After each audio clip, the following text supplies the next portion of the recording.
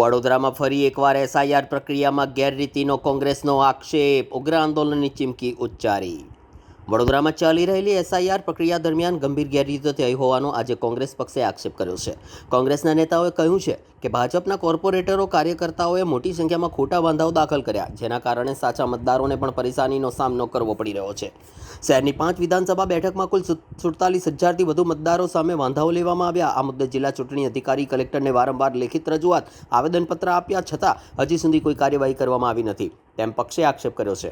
કોંગ્રેસે એવો પણ દાવો કર્યો છે કે ખોટા વાંધા ઉઠાવનારો સામે અત્યાર સુધી કોઈ કાયદેસરની કાર્યવાહી કરવામાં આવી નથી અને સાચા મતદારોને પણ બિનજરૂરી રીતે વાંધાઓનો સામનો કરવો પડી રહ્યો છે। આ અંગે કોંગ્રેસે કડક કાર્યવાહી કરવાની માંગણી કરી છે, તેમજ ખોટા વાંધા લેનાર સામે ગંભીર ગુના દાખલ કરવામાં આવે તેવી માંગણી ઉઠાવી છે। આ મામલે કોંગ્રેસે ચેતવણી આપી છે કે જો તંત્ર દ્વારા યોગ્ય પગલાં નહીં લેવાય તો આવનારા દિવસોમાં શહેરમાં ઉગ્ર આંદોલન કરવામાં આવશે।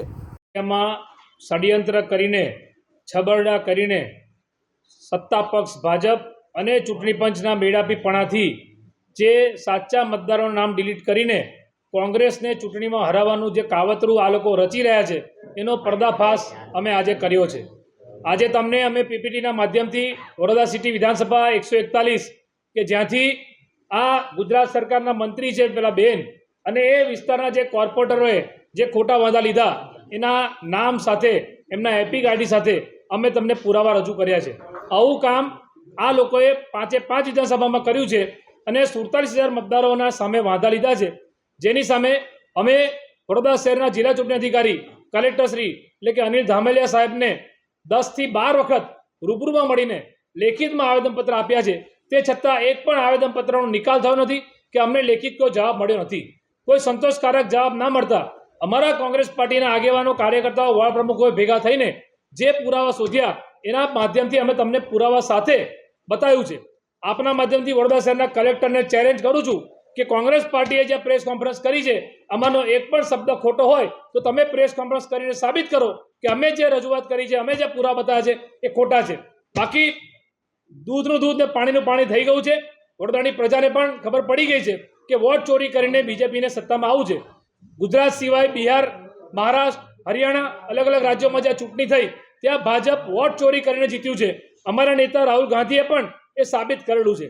અમારા પ્રદેશ પ્રમુખ અમિત ચાવડા સાહેબની સૂચનાથી વડોદરા શહેરમાં અમે આ દરેક વિધાનસભામાં આ પુરાવા પણ શોધ્યા છે અને એની પોલીસ ફરિયાદના ફોર્મ પણ અમે તૈયાર કર્યા છે। આજ સુધી વડોદરા શહેરના કલેક્ટર કચેરીથી એક પણ ખોટા વાંધા લેનાર સામે કોઈ ફરિયાદ કરવામાં આવી નથી। નિયમ મુજબ તો 1 વર્ષની જેલની સજા અને 1 લાખ રૂપિયાનો દંડની જોગવાઈ છે। કોંગ્રેસ પાર્ટીની માંગણી છે કે આ જે પણ લોકો છે, ગમે તે મોટી ચમરબંધી હોય, ગમે તે લોકો બીજેપીનો નેતા કે કોર્પોરેટર હોય, એની સામે જો એને ખોટો વાંધો રજૂ કર્યો હોય તો એની સામે રાષ્ટ્રદ્રોહનો ગુનો દાખલ કરો, એ અમારી માંગણી છે। જે માટે અમે આજે આ પ્રેસ કોન્ફરન્સ કરી છે। આવનારા દિવસમાં રેલી સ્વરૂપે આ મતદારોને લઈને ફરી અમે જવાના છે, કારણ કે 10 તારીખ સુધીમાં આ વાંધાઓનું શું કરવાના છે એનું આ લોકો ડિસિઝન લેવાના છે। ત્યારે આવતીકાલે પણ અમે કોંગ્રેસ પાર્ટી કાલે પરમ દિવસે રોજે કલેક્ટર ઓફિસ પર અમે રેલી સ્વરૂપે જઈશું, મતદારોને લઈને જઈશું। એ દિવસે તમે જોયું હતું કે વડોદરા સિટી વિધાનસભાના મતદારો આવ્યા હતા।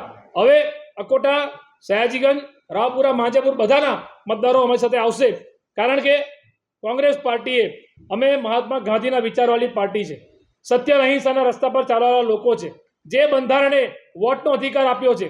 આજે ગરીબમાં ગરીબ માણસ હોય એ પણ એક જ વોટ આપી શકે અને કોઈ અમીર વ્યક્તિ હોય એ પણ એક જ વોટ આપી શકે। એ બંધારણના અધિકારને છીનવાનો પ્રયત્ન આ લોકો કરી રહ્યા છે, જે અમે થવા દઈએ નહીં। અને એની સામે અમે આખી આ પ્રેસ કોન્ફરન્સના માધ્યમથી આ વોટ ચોરી અને જે રીતે સરકાર ચોરી કરીને બનાવવાનું કાવતરું કરવા માંગે છે એમાં અમે આ લોકોને સફળ નહીં થવા દઈએ। કયા નેતાઓના નામ છે ભાજપના? વોર્ડ નંબર 4ના કોર્પોરેટર અજીત અધીજનું નામ આવે છે। વોર્ડ નંબર 13ના કોર્પોરેટર જાગૃતિબેન કાકાનું નામ છે। બીજા એક જ્યોતિબેન પટેલ કરીને કોઈ નામ છે। આવી રીતે આ તો અમે તમે વડોદરા સિટીને અમને હજુ તો રાવપુરા વિધાનસભાના પૂરેપૂરા ડેટા નથી આપ્યો, અકોટાના પૂરેપૂરો ડેટા નથી આપ્યો। જે ડેટા અમને મળે છે અમારા આગેવાનો, કાર્યકર્તાઓ શોધીને અમે એમના ઘરે જઈને એ મતદારના વિડીયો તમને બતાવ્યા કે મતદાર સાચા છે તો આપણે એની સામે ઓબ્જેક્શન લેવામાં આવ્યું છે। એટલે ભાજપના રાજમાં એવું થઈ રહ્યું છે કે જગતગુરુ શંકરાચાર્ય જે સનાતન ધર્મના સૌથી મોટા ગુરુ કહેવાય, એ શંકરાચાર્યને એવું કહે છે કે તમે શંકરાચાર્ય છો, તમે સાબિત કરો। મતદારને એવું કહે છે કે તમે મતદાર છો, તમે સાબિત કરો।